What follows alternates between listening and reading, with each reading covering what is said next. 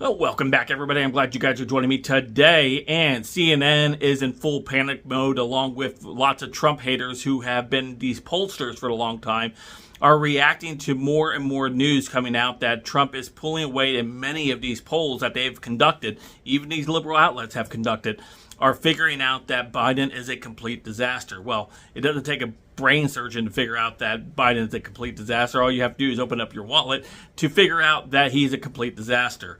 You can look at the grocery prices, you can look at the fuel prices, you can look at all of those things and figure out that we are not better off with a Democrat president, especially Joe Biden, at the helm of all of this. And that's being reflective in the polls there at CNN, and they are absolutely panicking, seeing Trump even lead as much as 6 points in many of these polls, where he's gotten a 4-point bump after the debate with Biden. And this is huge news for them because, well, maybe it's not so much huge news as maybe they can no longer hide it with their fluff, with all of their techniques they try to do in order to suppress polling.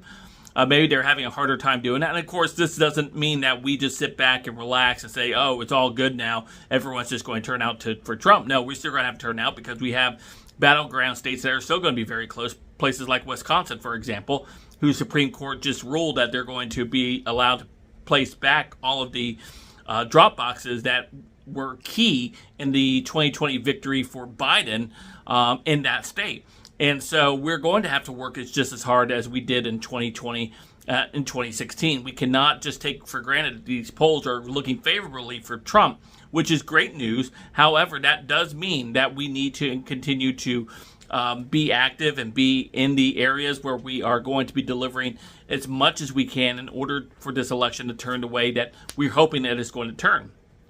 And of course, that's by educating, and that's by, allowing people to know what is at stake as far as, your wallet being the biggest driver of most of this, right? The economics of presidential elections is a big determination of who wins. And unfortunately for Trump, 2020 was a very unique situation where they had to pull out every single stop in order to bring Joe across the finish line. We know of all the detailed history of what took place then.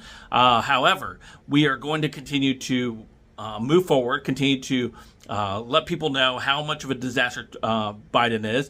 And under a Trump presidency, a Trump 2 presidency, that things economically and I think things in foreign relations will get much better.